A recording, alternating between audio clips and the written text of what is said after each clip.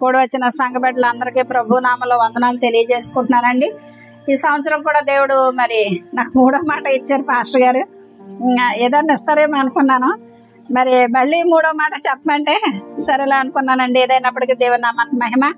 దేవుడు సజీవ లెక్కలోంచి మరి ఈ యొక్క సంవత్సరం కూడా మరి ఆయన యొక్క మాటను వివరించటకు దేవుడు నిలబెట్టిన విధానం బట్టి దేవునికి ఎంతగానో కృతజ్ఞతలు చెల్లించుకుంటున్నాను. మరి ప్రార్థన చేసుకుని మాట నిమిత్తమే మరి ప్రార్థన చేసుకుని వాక్యంలోకి వెళ్దామండి. దేవా స్తోత్రం తండ్రి, స్తోత్రం నాయన, మహాగణుడా, మహోన్నతుడా, పరిశుద్ధుడా, నీ పరిశుద్ధమైన పాదములకు స్తుతులు స్తోత్రములు తండ్రి. ఇంతవరకు నా ప్రభు 2 మాటల ద్వారా నువ్వు మాట్లాడిన విధానం బట్టి నీకు స్తోత్రాలు తండ్రి. వీరేమి చేస్తున్నారు, వీరెరుగను కనుక వీరిని క్షమించమని అయ్యా నాయన నువ్వు శిలువ మీద ఉండి పలికిన మొదటి పాటను బట్టి మీకు కృతజ్ఞతలు ప్రభు. 2వ మాటగా మరిద్దరు దొంగల మధ్యన మీరు కూడా వేలాడదీయబడినప్పుడు నాయన నీకు స్తోత్రములు తండ్రి. వారైతే ప్రభు ఇది మనకు తగిన శిక్ష అంటున్నారు ప్రభు, నీకు స్తోత్రములు. వారి మధ్యలో నువ్వే నేరం చేయకుండా ప్రభు నాయన మా కొరకు అయ్యా మా శాప పాపాల నిమిత్తమై నాయన నువ్వు సిలువకి వెళ్ళావని తెలుసుకున్న దొంగ అయితే క్షమాపణ అడుగుచున్నాడు నాయన, నీకు స్తోత్రం. అయ్యా ఈ లోకంలో మేము క్షమించడానికి నాయన మనసు కలిగిన వారికి ఉండే కృపను కూడా దయచేయండి.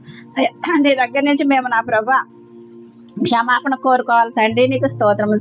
తెలియచేసే ప్రతి అపరాధానికి మీ దగ్గర క్షమాపణ ఉంది అయ్యా. మా అందరి కొరకు ఒక్కసారిగా నాయన నువ్వు ప్రభు ఇగో తండ్రి బలైన దేవానికి స్తోత్రం తండ్రి. మరి అన్నడు నాయన నీ గాయాలు రేపేవారిగా మేము వండుకున్నట్లు నీ సహాయం దయచేయండి. ఈ సమయంలో అయ్యా ఈ 3వ మాట చెప్పడానికి నాయన నన్ను నిలబెట్టి ఉన్నారు. నోటికి మీ మాటలు అందించి అయ్యా నన్ను నిలబెట్టుకొని నీ నామానికే మహిమాగంతలు తెచ్చుకోమని నాయన చెప్పుచుండగా నీ ఆత్మ సహాయం అందించి వినే చెవు గ్రహింపగలిగే ఆత్మనిచ్చి అయ్యా నీ కృపలో భద్రపరచమని యేసు పరిశుద్ధ నామమున అడిగి ప్రార్థిస్తున్నాను పరమ తండ్రి, ఆమేన్. ఇక్కడ చూసుకున్నట్లయితే కనుక మరి యోహాను సువార్త మరి 19వ అధ్యాయము చూడండి. ఇక్కడ 25వ వచనం మరి చూసుకున్నట్లయితే ఆయన తల్లియు ఆయన తల్లి సహోదరియు క్లోపా భార్య అయిన మరియయు మగ్దలైన మరియయు యేసు సిలువ యొద్ద నిల్చుండిరి. యేసు తన తల్లియు తాను ప్రేమించిన శిష్యుడును దగ్గర నిల్చుండు చూచి అమ్మా ఇదిగో నీ కుమారుడని తన తల్లితో చెప్పాను. ఆ తర్వాత శిష్యుని చూచి ఇదిగో నీ తల్లి అని చెప్పాను. ఆ గడియ నుండి ఆ శిష్యుడు ఆమెను చేర్చుకోను. ఇక్కడ తల్లి కుమారుడు యొక్క బాంధవ్యం మనకి కనిపిస్తుందండి. నిజమే, ఇప్పుడు ఒక తల్లి ఉందంటే ఒక కుమారుని ఎంతగానో ప్రేమిస్తుంది. అలాగే ఈ లోకంలో కూడా మరియమ్మ గారికి మరి ఒక కన్యకగా గర్భం వచ్చినప్పుడు అయితే కనుక ఆమె అనేక మంది దూషించారు, అనేక మంది బాధ పెట్టారు, అవమానపరిచారు. ఎందుకంటే కన్యక గర్భం ధరించడం అనేది లోకంలో మరి అది ఎక్కడ మరి అసలు జరగవలసింది కాదనమాట. పురుషుల్లో ఎరగకుండా మరి ఆమె గర్భాన్ని ధరించిందంటే లోకంలో ఎంతో నింద అనేది ఉంటుంది. కానీ ఆ నిందను భరించింది. తర్వాత అయితే మరి చూసుకున్నట్లయితే ఇక్కడ మరి సిలువ మీదకి ఎక్కినప్పుడు అక్కడ మరి అనేక మంది ఇక్కడ 3 మరియలు కనిపిస్తున్నారు. తర్వాత యేసు ప్రేమించిన శిష్యుడు కూడా కనిపిస్తున్నాడు. చూడండి, ఆయన అంత బాధలో ఉండి కూడా మరి నీ తల్లి అంటే వెంటనే ఆ తల్లిని ఎవరి చేతికి ఇచ్చారండి? తాను ప్రేమించిన యేసయ్య ఎవరైతే ఎక్కువగా ప్రేమించారు యోహాను గారికి ఆ తల్లిని అప్పటి మరి ఆయనకి ఇంకా అన్నదమ్ములు అక్క చెల్లెలు కూడా ఉన్నట్లుగా మనకు కనిపిస్తుంది. పరిశుద్ధ గ్రంథంలో ఆయనకి ఎవరున్నారండి? అక్క చెల్లెళ్ళు అన్నదమ్ములు కూడా ఉన్నారు. ఆయన ఒక్కరే కాదండి, ఆయన పుట్టిన తర్వాత మళ్ళీ బిడ్డలో మరి మరియ కలిగినట్లుగా మనం పరిశుద్ధ గ్రంథంలో చూస్తున్నాం అనమాట. మరి ఇంకా చూసుకున్నట్లయితే లోకాసు వార్త 1వ అధ్యాయము 38వ వచనం చూద్దాం. చూడండి, లోకాసు వార్త 1వ అధ్యాయము 38వ వచనం.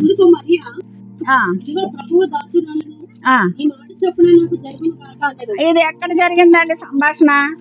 ఎవరి మధ్య జరుగుతుందండి? ఎవరి దగ్గర? ఎవరెవరికి జరుగుతుంది అక్కడ సంభాషణ?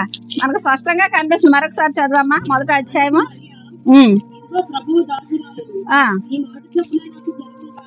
చూసారండి, మరియే చెప్తుంది ఎవరితోనండి? గాబ్రియల్ దూతతో నీ మాట చొప్పున, నువ్వు గర్భవతి అంటే నీ మాట చొప్పున ఇది జరుగునుగా ఆవిడ అంగీకరిస్తుంది. చూడండి, ఒక పరిశుద్ధ వచనం వచ్చినప్పుడు ఆవిడ ఏం చేస్తుందంటే ఆ ప్రవచనాన్ని అంగీకరిస్తుంది అన్నమాట. చూడండి, నీ మాట చొప్పున నాకు జరుగును అంటుంది అనమాట. మరి ఇంకా చూసుకున్నట్లయితే కనుక మనకి మరి ఇదే అధ్యాయంలో 2వ అధ్యాయము 34, 35వ వచనం కూడా చూసుకుందాం అండి. అనేక హృదయ ఆలోచనలు బయలుపడినట్టు అనేకులు పట్టుకును తిరిగి లేచుటకును వివాదాస్పదమైన గుర్తుగా ఈయన నియమింపబడి ఉన్నాడు. మరియు ఇశ్రాయేలు అనేక మంది పడుటకును తిరిగి లేచుటకును వివాదాస్పదమైన గుర్తుగా ఈయన నియమింపబడి. నిజమే, అనేక మందిని లేపడానికి కట్టడానికి యేసుప్రభు వారు ఈ లోకానికి వచ్చారండి. ఎందుకు? ఆయన పుట్టుకలో కూడా ఒక ఆశ్చర్యం ఉంది. మరి ఆయన అనేక మందిని ఏం చేశారని నిలబెట్టారు. అనేకమైన వివాదాన్ని సరిచేస్తాడు. అనేక మందికి ఉన్న మరి వివాదాస్పదమైన గుర్తుగా నిజంగా ఆయన అనేక హింసలు పడుతూ అనేకమైన అవమానం. ఆయన బాలుడుగా ఉన్నప్పుడు కూడా 12వ ఏటనే దేవాలయానికి వెళ్ళి బోధించారు. మరి అనేక మంది శిష్యుల దగ్గర బాగు చేసినప్పుడు వీడు ఎవడో ఎక్కడి నుంచి వచ్చాడు వడ్లవాని కుమారుడు కాదా అన్నప్పుడు కూడా ఆయన ఏం చేశాడంటే అవమానాలు అన్నిటినీ భరించాడు. కానీ ఎలాంటి వివాదాస్పదమైన మరి గుర్తులు ఉన్నప్పటికీ ఆయన కార్యం ఆయన ఏం చేశాడంటే నెరవేర్చాడు. ఎందుకంటే తండ్రి ఏదైతే చెప్పాడో ఆ కార్యం నెరవేర్చడానికి వచ్చిన మరి కుమారుడికి ఈ లోకానికి వచ్చాడు కనుక ఆయన సంపూర్ణంగా ఆయన పని ఏం చేశాడంటే నెరవేర్చాడు. ఎక్కడ వివాదాస్పదమైన మరి మాటలను ఆయన పట్టించుకోలేదండి, వాటి కొరకు వివరించలేదు. మనమైతే ఏం చేస్తాం, ఏదో ఒక మాట అన్నారు అనుకోండి, దాన్ని వివరించి నన్నే ఎందుకు అన్నారని ఎంతగానో అనుకుంటాం. కానీ యేసయ్య అలాగ అనుకోలేదు. తండ్రి ఏదైతే చెప్పారో పని నెరవేర్చడానికి ఆయన వచ్చారు కనుక ఎలాంటి మాటలు ఆయన ఏమాత్రం పట్టించుకోలేదు. కిందకి చూడండి అమ్మ. ఇంకా మరియు నీ హృదయంలోనికి తీసుకుని పోవాలని ఎవరు చెప్తున్నారండి? సిమియోన్ గారు ఇక్కడ చెప్తున్నారు అనమాట. ఏమనండి, మరి ఖడ్గము ఎవరి హృదయంలో నుంచి? మరియా హృదయంలో నుంచి. చూడండి, మరి ఆ కుమారుడికి సిలువ వేసినప్పుడు ఆ తల్లికి ఎంత వేదన అండి. ఏ కుమారుడైనా ఒక మాట అంటే ఏ తల్లి ఒప్పుతారండి? నేనైనా కొన్నిసార్లు బాధపడుతుంటా నా కుమారుడు గురించి, వాక్యం సరిగా చెప్పట్లేదు, ఈ బాబు సరిగా ఆత్మీయత లేదు సంఘంలో, ఇలాంటివి విన్నప్పుడు నాకు కొంచెం బాధ వస్తుంది. ఇక పరిశుద్ధ స్థలంలో చెప్తున్నాను, ఇలాంటి మాటలు విన్నప్పుడు అండి తల్లిగా నాకు బాధ వస్తుంది. ప్రభా, గర్భంలో పడకముందే నువ్వు నా బిడ్డను అడిగావు, మరి నీకు ఇచ్చాను కదా, మరి ఎంత చక్కని వాక్యం చెప్పినా సరే కొంతమంది అంటారండి ఏదో మాట్లాడతారు. అయినా సరే నేను దేవుని చేత చెప్పుకుంటాను, మళ్ళీ నేను తిరిగి వాడిని అన్నాను. ఎందుకంటే పిలిచిన వాడు ఆయన పిలుపు తగినట్లుగా నిలబడతాం అంతవరకే. ఏదైతే దేవుడు పని అప్పచెప్పాడు ఆ పని సంపూర్తి చేయడమే మా పని అనమాట. అంతేగాని ఎవరో మాటలు పట్టించుకుంటే దేవుని నీతిని ఏం చేయలేమండి, నెరవేర్చలేము. అలా ఉండడానికి మనం దేవుడు పిలవలేదన్నమాట. ఎన్నోసార్లు వినబడతా ఉంటాయి నాకు, అలాగుంటాయి ఏవో ఉంటాయి అనమాట. అవన్నీ మనకి ఎక్కడ ఉంటాయండి, ఎక్కడో హృదయంలో ఏదో నలుగుడు ఉంటుంది అనమాట.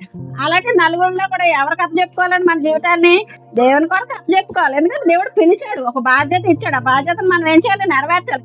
ఒక స్త్రీ కుటుంబ బాధ్యత ఇచ్చినప్పుడు ఆ స్త్రీ ఏం చేస్తుందండి, భర్త సరైన వాడు కాకపోయినా, అత్తమామలు సరైన వాడు కాకపోయినా, మరి కుటుంబంలో ఆర్థిక పరిస్థితులు ఎలాగున్నా కుటుంబాన్ని ఏం చేస్తారండి, చక్కగా కట్టుకుంటారా లేదా?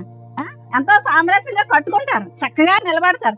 అలాగే ఒక కుటుంబ వ్యవస్థలో ఎంత జాగ్రత్త కలిగి ఉంటే ఆత్మీయ విషయంలో మరి ఎంత జాగ్రత్తగా ఉండాలని చూడండి. ఆ తల్లికి ఆ కుమారుడు సిలువ వేస్తా ఉంటే ఎక్కడ ప్రవచనం అండి, సిమియోన్ గారు చెప్పిన ప్రవచనము ఎక్కడ సిలువ వేసినప్పుడు అక్కడ మనం లోక సువార్తలో చూసుకున్నాం కదండి. మరి 25వ వచనం యోహాను సువార్తలో చూసుకున్నాం కదా, మొదట చదివిన మాట. మరి ఆ యొక్క తల్లికి ఆ ఖడ్గం దూసుకుపోతుందంటే అక్కడ ఆవిడకి అక్కడ బాధ అనిపించింది. నెరవేర్పు అయినప్పుడు ఆవిడ ఏం చేస్తుందండి, ఆ మాటను మళ్ళీ తలపోసుకుంటుంది అనమాట.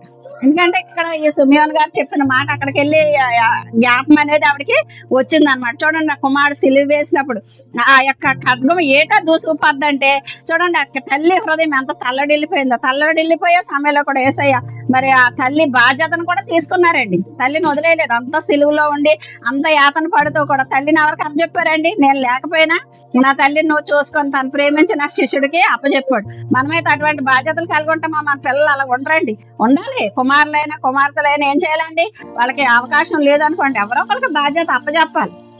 ఒక 2 కుమారులు ఉన్నారు అనుకో, కుమారుడికి ఎక్కడో దూర ప్రాంతంలో జాబ్ అనుకోండి, దగ్గర ఉన్న కుమారుడు ఏం చేయాలండి, తల్లిదండ్రులు బాధ్యత తీసుకోవాలి. మరి యేసయ్య నేను ఇంకా ఈ పని ముగించి వెళ్ళిపోతున్నాను గనక ఇంకో నా తల్లి బాధ్యత నీదే అని అక్కడ అప్పచెప్పడం మనం చూసుకున్నాం. యోహాను సువార్త 19:25 వచనంలో అదే మాట అనమాట. మరి ఇంకా చూసుకున్నట్లయితే నిర్గమాకాండము 20:21 వచనం కూడా చూసుకుందాం. చూడండి, నిర్గమాకాండము 20:21 వచనం.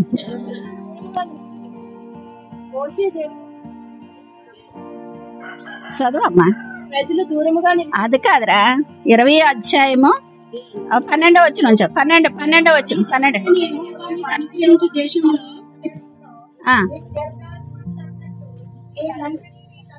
సారీ అండి, 21 కాదు, 12వ వచనం.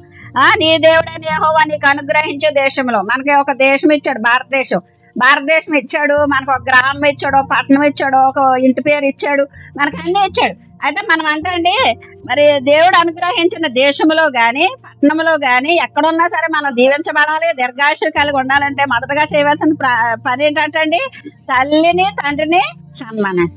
పిల్లలు ఏం చేయాలండి, తల్లిదండ్రులు సన్మానించాలంటే తల్లికి వచ్చి కాళ్ళకి దండాలు ఆడతాం, తండ్రికి దండాలు ఆడతాం కాదండి. తల్లిదండ్రులు ఏం చేయాలండి, మాట వినడమే ప్రేమించడం. ఎంత పెద్ద అయిపోయినా ముసలాడు అయిపోయినా సరే ఏం చేస్తారండి? ఎంత పెద్ద ముసలాడైన కుమారుడే. ఆ తల్లి ఎంతో కష్టపడి పెంచుతుంది కనుక ఆ కుమారుడు తల్లి మాట వినాలండి. అలా వింటే కనుక వాళ్ళకి ఏముంటాయంటే అండి, దేవుడిచ్చిన దీర్ఘాయుష్యం అనేది ఉంటుందండి. చాలా మందికి అది తెలియదు. ఇప్పుడున్న పిల్లలైతే చెప్పావులే, వెళ్ళిలే, చూసానులే, నీకు అవసరమా ఇది, నీకు ఇది అవసరమేటప్పుడు అంటారు. అలాగే అనకూడదు. తల్లిదండ్రులు ప్రేమించాలండి. ఒకవేళ తల్లిలు కూడా పిల్లల్ని విసిగించే వారికి ఉండకూడదు. మనం కూడా అలాగ ఉండకూడదండి. పిల్లలకు లేదంటే వాళ్ళ పరిస్థితిని చూసి మనం సహాయం చేయాలి కానీ వాళ్ళని విసిగించేవారిగా ఉండకూడదు అన్నమాట. అది కూడా మనమే తెలుసుకోవాలి. కొంతమంది తల్లి ఏం చేస్తారండి, పిల్లల్ని నాకు అది కావాలరా ఇది కావాలరా అని అడుగుతారు. చాలా మంది ఏం చేస్తారండి, ఒక వయసు వచ్చేసింది, మనం కొన్ని నిగ్రహించుకోవాలి. వయసు అయిపోయినప్పుడు ఇది కావాలని వాళ్ళు బాధ పెట్టేవారు ఉండకూడదు.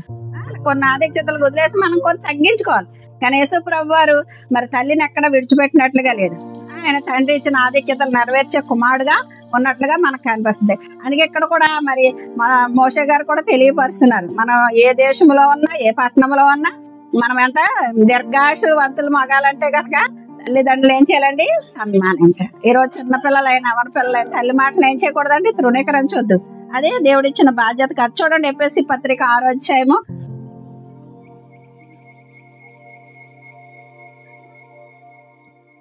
ఎఫెసీయులకు రాసిన పత్రిక 6వ అధ్యాయము మొదట వచనం చదువుకోండి.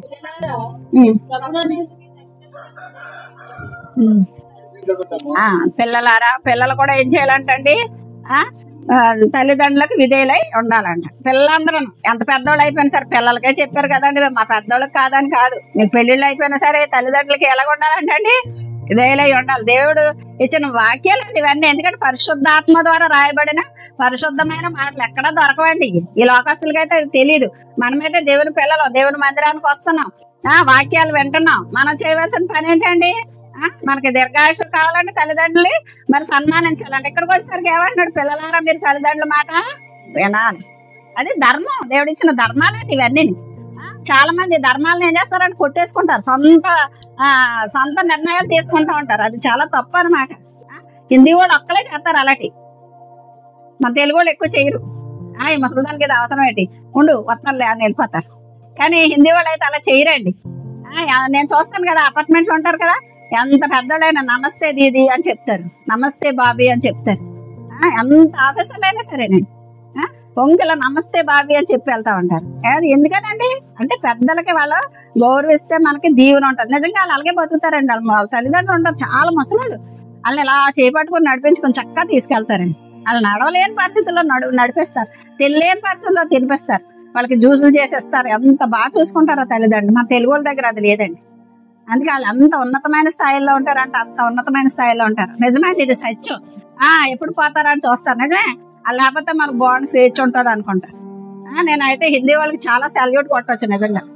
ఎప్పుడు కనిపించినా సరే తల్లిగా ఎంత ప్రేమగా చూస్తారు. వెళ్తున్నాను అనుకోండి, వాళ్ళు పెద్ద ఆఫీసర్లే, నమస్తే దీది అని తలంచుకుని మరీ చెప్తారు. నేను వెంటనే నమస్తే చెప్తాను.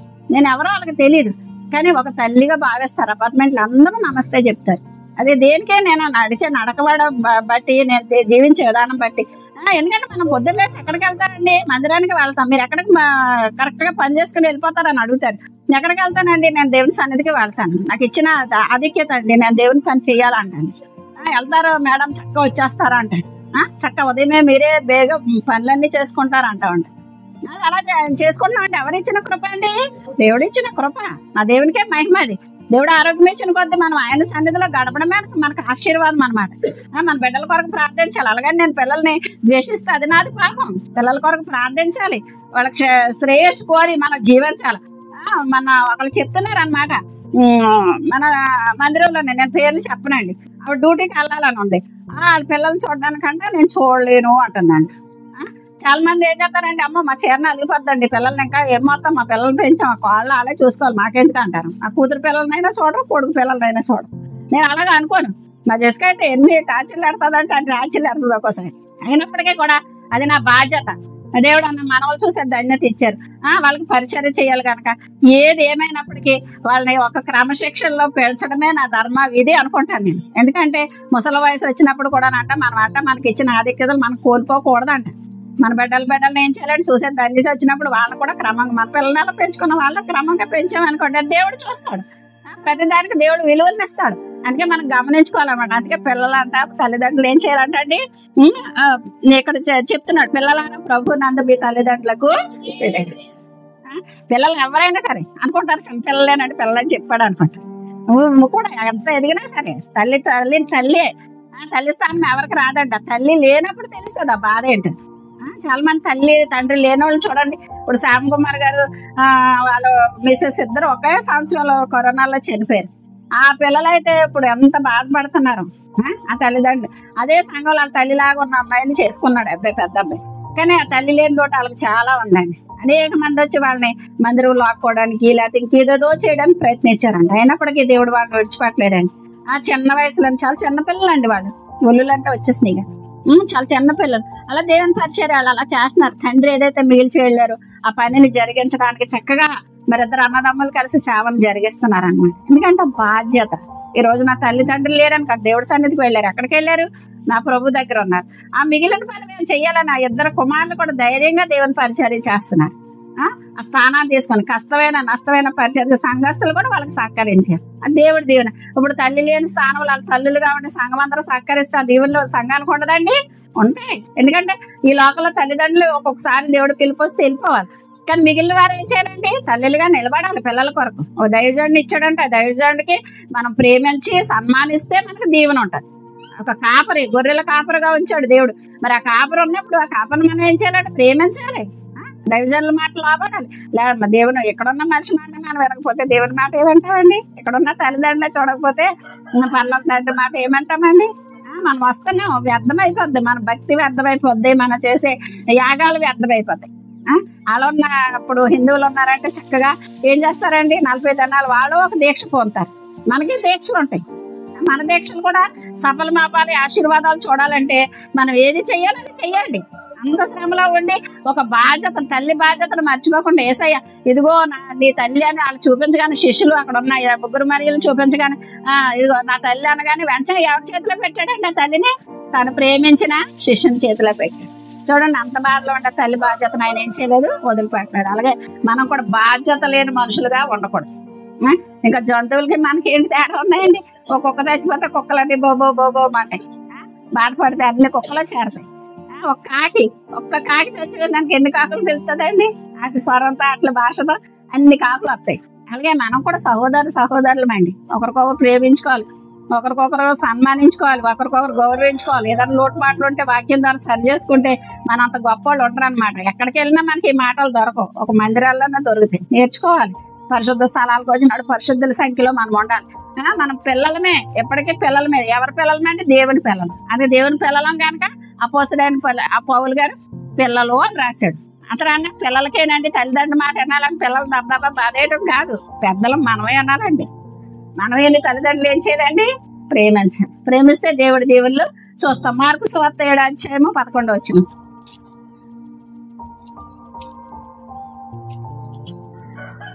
మీరు ఒకడు తన తండ్రినైనను తల్లినైనను చూసి నా వలన నీకు ప్రయోజనం మగునది ఏదో అది కొర్బాను, అది దేవార్పితం అని చెప్పిన ఎడల తన తండ్రికైనను తల్లికైనను వానిని ఏమీ చేయనీయక మీరు నియమించిన మీ పారంపర్యాచారము వలన దేవుని వాక్యము నిరర్ధకము చేయదు.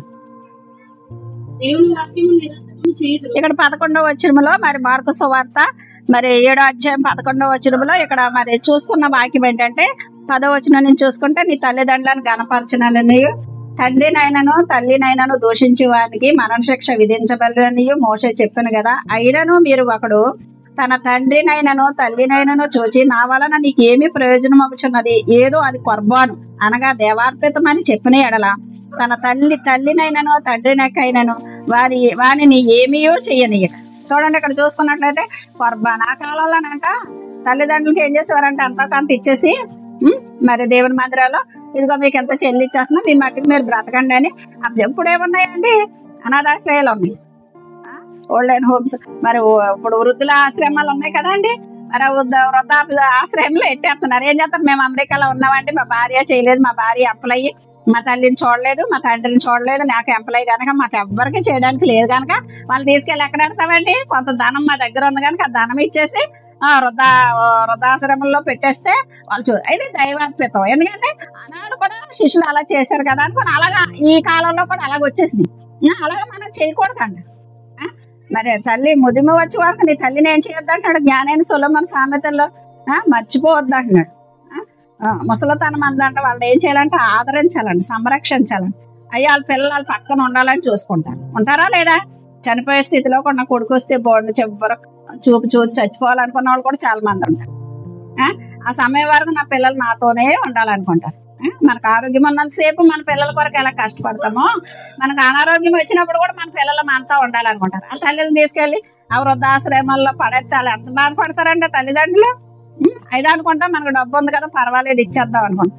ఇది దైవార్పితం, దేవుడు చెప్పిన మాటే కదా అనేసి అనుకుంటారు చాలా మంది. ఆనాడు చూసుకున్నట్లయితే సద్దుకాయలు పరిసైలు వీళ్ళు అలాంటివే ఉన్నాయి అన్నమాట. అందుకు అలాగే అర్పించేసేవారంట. అలా వదిలిపోయి ఎప్పుడు కూడా వృద్ధాశ్రమాలు వచ్చేసి కనుక ఇప్పుడు కూడా వాళ్ళకి అప్పచెప్పేస్తున్నారు చాలా మంది. డబ్బు ఇచ్చి ఏం చేస్తున్నారంటే విడిపించేయచ్చు. మనకున్న బాధ్యతను ఏం చేస్తున్నామో డబ్బు ఇచ్చే కదా మా తల్లిదండ్రులు మేమే కదా పోషిస్తున్నాం అన్నారు. అలాగ మనం చేయడం కూడా తప్పేనండి వాక్యానుసారంగా. అలా చేయొద్దు. ఎందుకంటే మనం ఎక్కడున్నామో అక్కడే తల్లిదండ్రులు ప్రేమిస్తే కనుక ఆ దీవెనలు వేరేండి. దీర్ఘాయుషుతో పాటు ఆశీర్వాదాలు కూడా చూస్తామండి. మా నాన్నగారు అయితే మా నాన్నమ్మని చాలా బాగా చూసేవారండి. 7 అన్నదమ్ములు అయినా 7 కల్లా మా నాన్నగారు మా నాన్నమ్మని మా మేనత్తలు ముగ్గురిని కూడా బాగా చూసేవారండి. అందుకే మా నాన్నగారు చనిపోయే వరకు కూడా ఒక పన్ను ఓడలేదు, కంటి చూపు తగ్గలేదు ఆయనకి. ఒక డాక్టర్ అయినప్పటికీ తినేసండి అన్నం బైబిల్ చదువుకొని అన్నం తిని ఎగశ్వాస ఒకటే వచ్చిందండి ఆయన. అలా పడుకుని నిద్రించారు. అసలు ఈ చెవులు మూసాను, ముక్కు మూసాను, నేనే దగ్గర ఉన్నాను. మా జోబు 6 నెలల పిల్లాడు. మా తమ్ముడైతే హాస్పిటల్కి వెళ్ళాడు. ఈనాడు మా అత్తగారు మామగారు చనిపోయారు అని అక్కడ ఉన్నారు. నేను అప్పుడు ఆడమ ఎలా పోద్దని మా మేనత్తను పిలిచాను. అక్కడ దగ్గరలో ఉంటాను. మా చెల్లెలు ఎవరు అక్క చెల్లెలు అందరూ దూరాల్లోనే కదా ఉన్నారు. అయితే ఈ 2 చెవుల్లోనే పెట్టి మూసాను. ఇంకా ప్రాణం పోకుండా ఉంటుంది ఏమని. అది ఎటుపోయిందో తెలియదు. కింద నుంచి వెళ్ళిపోయిందని నేను స్వయంగా చూశాను. మా తమ్ముడితో మాట్లాడాలని చివరి వరకు ఏదో చెప్పాలనుకున్నారు. చెప్తానమ్మా, తమ్ముడు కావాలమ్మా, నేను మాట చెప్తానమ్మా, అలా ఎగుపు రాస్తుంది. పాపం ఆయన అడుగుతున్నారు. కానీ ఆడికి ఫోన్ చేసి రారా బాబు అంటే అసలు ఆయనకి ఈయనకి అందడం చాలా దూరం అయిపోయింది.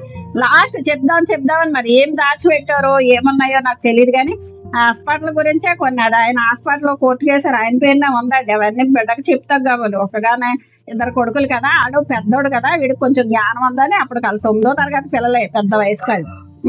చెప్పుదామని నాకు కాసేపు ఇద్దరికే దూరమైంది. ఆయన ప్రాణం కోల్పోయిందని. కానీ ఆ మాట మాకు చెప్పలేదు. ఎందుకంటే ఆడపిల్లలకి చెప్పరు. ఎందుకంటే మగ పిల్లడికి చెప్తే ఆడికి ప్రయోజకమైన మాటలు ఏం చెప్పునో మరి ఆడికి అందలేదనమాట. ఆ ప్రాణం కూడా నా చేతిలోని, మా అమ్మగారి ప్రాణం కూడా నా చేతిలోనే పోయింది. లాస్ట్కి మా అత్తగారు మా మామగారు చనిపోయిన 23 రోజులకి ఎప్పుడు మా అమ్మగారు చనిపోయారండి. అక్కడి నుంచి రాకూడదు ఇంటికి, పెద్ద కోళ్ళు ఇక్కడ దినకార్యం అవ్వకుండా అక్కడికి వెళ్ళకూడదు అన్నారు. మా అమ్మగారేమో మా జోషిని చూడాలని. అయితే ఇంకా నేను ఏదైతే అయింది అనుకుని దినకార్యం అయితే అవ్వింది, లేకపోతే లేదులే, మా అమ్మగారు ఆశపడుతున్నారు కదా నేను వెళ్తాను, మా జోబుని తీసుకుని వచ్చాను. కాసేపు ఏడ్చారండి. ఏడ్చి కొంచెం సేపట్లోనే కన్ను మూసారు. ఎందుకంటే అంత ప్రేమ నేనంటే మా తల్లిదండ్రులకు కానీ మా అక్క చెల్లెలకు కానీ. నేనన్నా ఎక్కడ అడుగు పెట్టిన ఆశీర్వాదం ఏంటి, నిజంగా దేవుడు నన్ను అలాగే ఆశీర్వాదించాడు. మా తమ్ముడు కూడా నా దగ్గరే చనిపోయాడు. మా పెద్ద తమ్ముడు అందుకే నా దగ్గరికి రావద్దంటున్నాడు. అంటాడు నీ దగ్గరికి వస్తే నేను చనిపోతాను అక్క అని అడుగుతాడు అనమాట. మరి రాకరా అంటాను నేను. మా ఇంట్లో వాళ్ళందరూ నా దగ్గరే చనిపోయారండి. మా నాన్నమ్మ గారు కూడా ఎంత బాగా చూసేవారు. మా మేనత్తలు ముగ్గురే మమ్మల్ని పెంచారు, 7 ఆడపిల్లని. మా మేనత్తలు చాలా బాగా చూసేవారు. 2 మేనత్తలకు భర్తలు లేకపోతే మా నాన్నగారు చాలా బాగా పెంచారండి. ఎందుకంటే ఇదంతా నా తండ్రికి దీర్ఘాయుషు దేవుడు ఇవ్వడానికి గల కారణం. అక్క చెల్లెలు ప్రేమించారు, ఆడపడుచుని వదలలేదండి, బట్టలు తీసేవారు, వాళ్ళకి ఆహారం పెట్టేవాడు. నానమ్మని కూడా చాలా బాగా చూశారు. నానమ్మకండి వారానికి కైమా పట్టుకెళ్ళేవారు మా నాన్నగారు మోటార్ సైకిల్ తోటి. చక్కగా అన్ని పట్టుకెళ్ళి మా నాన్నమ్మని పోషించేవారండి. మా నాన్నమ్మగారు ఎంత తెల్లగా ఎంత అందంగా ఉండేవారు. నా పెళ్లి ప్రధానమైంది అప్పుడు చనిపోయింది. పెళ్లి చూస్తాను అనేది ఎందుకంటే మా జోష్ గారు, ఎందుకంటే వాళ్ళు 7వ కొడుకు చనిపోతే పేరు నాకు ఎట్టుకున్నారండి. ఒక మగవాళ్ళలాగా చూసేవారు. కానీ చాలా బాగా పెంచారండి. మా నాన్నమ్మ కూడా నేను చాలా ఇష్టం అనమాట. చింతకాయలు వేసి మా చెంత చెట్లు ఉంటాయి మా దొడ్లో. 50 సెంట్లు దొడ్డండి మా తాతయ్యది. అందులో చెంత చెట్లు ఉన్నా, కొబ్బరికాయలు ఉన్నా ఏది తీసాను మా నాన్నగారు నన్ను ఎంతో బాగా చూసేవారు. ఆ చింతకాయలు కోసి చిత్తడాయలు వేసి వండేది, చక్క పులుసు పెట్టి. ఇక మా జస్కలా కూడా మా నాన్నమ్మ దగ్గరే ఉండేదాన్ని. నిజంగా అంత ప్రేమ అండి. మా నాన్నగారు బాగా చూసారండి తల్లిని. అందుకే దీర్ఘాయుషు గల కారణం నేను చెప్తున్నాను. ధైర్యంగా చెప్పగలదు నా తండ్రి గురించి. ఎందుకంటే చక్కగా అన్నం తిని బైబిల్ చదువుకొని అన్నం తిని కన్ను మూసారండి. అటువంటి ఆధిక్యతలు ఎవరికి ఉంటాయండి? ఒక్కరితో చేయించుకోలేదు. మా అమ్మగారికి అంటే క్యాన్సర్ వచ్చింది, కానీ మా నాన్నగారికి ఏ తెగులు లేదండి. అంతమందిని పెంచిన మరి అన్నదమ్ముల పిల్లలను చూసిన ఏనాడు కూడా ఒకళ్ళ దగ్గర ఏం చేయి చాపలేదండి. చాలా ధైర్యంగా ఉండేవారు. అంత ఆదిత్యాలు. అందుకే నా మనవలకి ఆ పేరు పెట్టుకున్నాను, విలియం పెటర్సన్ అండి మా నాన్నగారి పేరు. వాళ్ళందరూ ఎవరు అక్క చెల్లెలు పెట్టుకోలేదు. మా జెసికా విలియమ్స్ అని పెట్టుకుంటే నువ్వు చాలా తెలుగుగలదాన్ని ఎలా పెట్టుకున్నావు ఆ పేరు అన్నారు. భర్త జోడీ విలియమ్స్ అని వీడికి పెట్టామని. ఎందుకంటే నా తండ్రి ఆధిక్యతలు ఆ పెద్దోళ్ళు దీవెనలు వీళ్ళకి రావాలన్న యొక్క ఆశ అండి. తప్పనిసరిగా అలాగా ప్రయోజకులు అవుతారనమాట పిల్లలు రాబోయే దినమల్లో. ఎందుకంటే వాళ్ళు ఏ రీతిగా బ్రతికారో వాళ్ళ యొక్క మంచి దీవెనలు వీళ్ళకి రావాలన్న పేర్లు పెట్టాను అనమాట. ఎందుకంటే మంచిని చూసి మనం పేర్లు పెట్టాలండి. ఒక పేరు పెట్టామంటే కనుక దానిలో కూడా ఒక నీతి కార్యాలు మనకి జరగాలన్నమాట. అవన్నీ మనం జ్ఞాపకం చేసుకోవాలి, తలపోసుకోవాలి. అలాగే దేవుడు ఇంకంతకన్నా ఉన్నతమైనడండి. మన కొరకు ప్రాణం పెట్టి మన కొరకు ఈ పాపశాపాల నుంచి రక్షించిన దేవునికి మనం ఎందులో తప్పిపోతున్నాం, ఓ తల్లిదండ్రులు సన్మానించే విషయంలోనా లేకపోతే దేని విషయంలో తప్పిపోతున్నామో మనం కూడా జ్ఞాపకం చేసుకోవాలండి. అది జ్ఞాపకం చేసుకోవడానికే దేవుడు ఈ సమయాన్ని మనకి ఇచ్చాడు. ఏదో గుడ్ ఫ్రైడే అంటే ఏదో శుక్రవారం వస్తుంది సంవత్సరానికి ఒకసారి, ఇదో పండగ, ఇదొక యాగమని చేసుకోవడం కాదు. మనలో ఉన్న లోపాలను సరి చేసుకోవడానికి దేవుడు మనల్ని ఇంకా భూమి మీద ఉంచారనమాట. మనకి జ్ఞాపకం చేసుకోవాలి. ఇంకా చూసుకున్నట్లయితే 1 తిమోతికి రాసిన పత్రిక 5వ అధ్యాయము 8వ వచనం చూసుకుందాం అండి.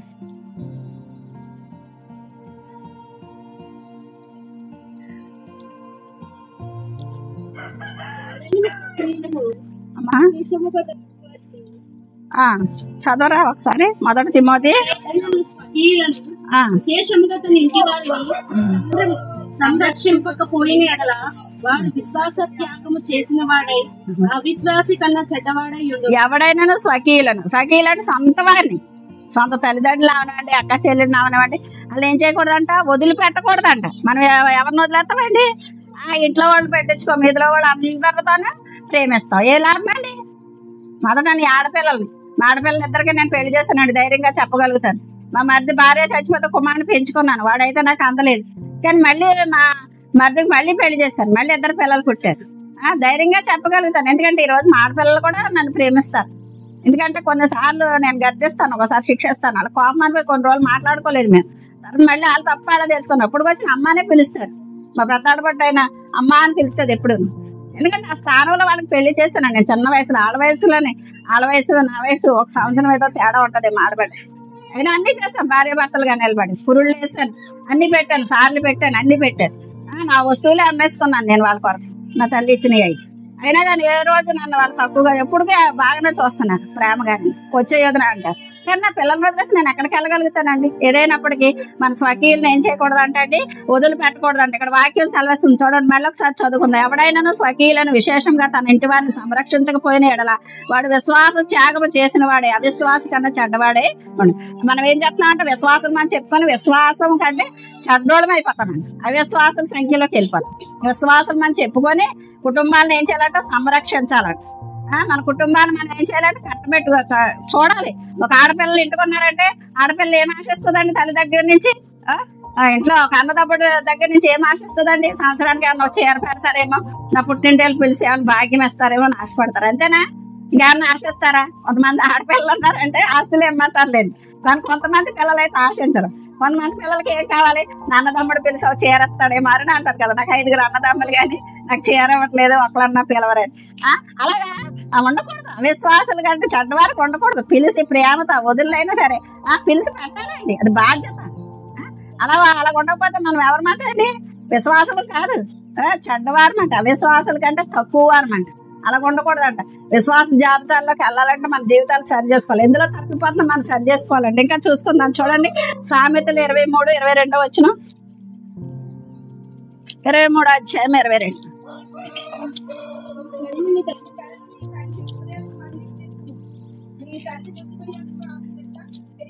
తల్లి ముదిమి అంత ఏం చేయకూడదు అంటే అండి, ముసలితనం వచ్చేసినప్పుడు చాలా మంది ఏం చేస్తారండి? వదిలిపెట్టేస్తారు, నిర్లక్ష్యం. చెప్పేవాళ్ళు ముసలిదాన్ని తినేసే చోట ఉండొచ్చు కదా అంటారు. నిన్ను కన్నిన తల్లి, నీకు జన్మనిచ్చిన తల్లి, నీ పిల్లలు పెంచుకుంటే ఎంత బాగుంది. మీకు పిల్లలు పుట్టేటప్పుడు ఆశ, జ్యోతి, నెల అందరిని అనేదండి. ఏమన్నా వాళ్ళ అమ్మాళ్ళని అన్నారనుకో, భాగ్యం ఏమన్నంటే అనేదాన్ని అనమాట, ఆశ, జ్యోతిని. పాస్టమ్ గారు లేరు కానీ పాస్టమ్ గారు ఇప్పుడు ఆశ జ్ఞాపకం చేసుకుంటారు. అంటే మీరు అప్పుడు నన్ను అన్నారు కదా, అప్పుడు నాకు తెలిసి వస్తుంది అంటారు. ఎందుకంటే అప్పుడు మాట్లాడప్పుడు జ్ఞాపకం చేసుకుంటారు పిల్లలు. ఒక్కోసారి ఫోన్లో ఉన్నప్పుడు వచ్చినప్పుడు మళ్ళీ వాళ్ళకి జ్ఞాపకం చేస్తాను నేను. అమ్మ ఇలా చేసేవారు కదా మీ అమ్మ మీ నాన్ననే, అప్పుడు అన్నాను మీకు జ్ఞాపకం వచ్చిందా మీ పిల్లలు ఎలా చేస్తే మీరు ఎందుకు బాధపడుతున్నారు అని అంటాను అనమాట. అన్నప్పుడు నిజమేనా ఆంటీ అప్పుడు తప్పు అయిపోయింది ఇప్పుడు తెలుసుకుంటున్నాం అంటారు. నిజంగా ఎందుకంటే జ్ఞాపకం చేస్తాను పిల్లలకి, ఇదిగో మీరు చేసేది తప్పు కదా అంటారు, అప్పుడు ఇలా మాట్లాడారు, మరి ఇప్పుడు ఎలా మీ పిల్లలు పెంచుకున్నాడు మీకు ఇది కదా అన్నప్పుడు తెలుస్తుంది అనమాట. అందుకని నిన్ను కన్నిన నీ తల్లి ఉపదేశమును అంగీకరించము, నీ తల్లి ముదుమే అందామను. చాలా మంది ముసలితనం వచ్చినప్పుడు ఏం చేస్తారండి, నిర్లక్ష్యం చేస్తారు. అసలు నిర్లక్ష్యం చెయ్యొద్దు. తల్లి విషయంలో కానీ తండ్రి విషయంలో కానీ నిర్లక్ష్యం. చాలా మంది తల్లిదండ్రులు కొడతారు, కొట్టకూడదు. ముసలోళ్ళు అయిపోయిన తర్వాత వాళ్ళు విసిగించిన వాళ్ళని ఏం చేయకూడదంట, కొట్టకూడదు. అదే మనకి ఇచ్చిన ఆధిక్యతలు కోల్పోయినాడు, దేవుడిచ్చిన ఆశీర్వాదాలు కోల్పోతాం, అలా ఉండొద్దు. తల్లిదండ్రులు ఏం చేయాలంటే సన్మానం. దేశయ్య తల్లి బాధ్యత తీసుకున్న సిలువలో రాలాడినప్పుడు ఎన్నో అవమానాలు పడి తల్లి బాధ్యత తీసుకున్నప్పుడు మనం తల్లిదండ్రుల బాధ్యత తీసుకోవద్దా, తీసుకో. ముదిమే అందంట నిర్లక్ష్యం చేయకూడదు. ముసలితనం మంది ఎవరు కూడా ఎవరిని ఏం చేయకూడదండి, నిర్లక్ష్యం చేయకండి. తల్లి అయినా తండ్రి అలాంటి ఆధిక్యతలు మనలో ఉన్నట్లయితే మన విశ్వాసం కాదు, విశ్వాసం అని చెప్పుకుంటే మన విశ్వాసం కామని దేవుని వద్ద వాక్యం చదవస్తుంది. అలా ఉండదు. విశ్వాస కంటే అవిశ్వాసగా చెడ్డవారిగా మనం మిగిలిపోతాం. దేవుని మాటలో దేవుడిచ్చిన ఆధిక్యతలు మనం ఆశీర్వాదాలని కోల్పోతాం. పిల్లలు మనం కూడా చూడరు, మన పరిస్థితి ఎలా ఉంటుందో తెలియదు కనుక అలా ఉండకుండా దేవుని సన్నిధిలో మనకి ఇచ్చిన ఆధిక్యతలు మనం ఏం చేయాలండి, కాపాడుకుందాం. ప్రభా ఈ సంవత్సరం కూడా భూమి మీద ఉంచాం, మాకు ఇచ్చిన బాధ్యతలు ఏసై పిల్లలు మనం చెప్పుకుంటే నీ పిల్లలుగా ఉండే ధన్యత మాకును దయచేయండి అని ఏదైనా లోటుపాట్లు ఉంటే దేవుని సన్నిధిలో అడిగి ఆయన కనికరమ చెప్పుని ప్రార్థించుకొని మళ్ళీ మన జీవితాలు మనం ఏం చేసుకుందామండి, సరి చేసుకుంటే మనల్ని కూడా దేవుడు ఏం చేస్తాడండి, దీర్ఘాయుష్నిచ్చి ఆశీర్వదించి మన బిడ్డలకు కూడా దేవుడు దీవెనలు ఇస్తాడు. అటువంటి ఆశీర్వాదాలతో మనం ఉందామని ఈ సంవత్సరం దేవుడు భూమి మీద ఇచ్చినందుకు దేవునికి వందనాలు చెల్లించుకుందాం. దేవుడి చిన్న మాటలను దీవించక. ఆమేన్.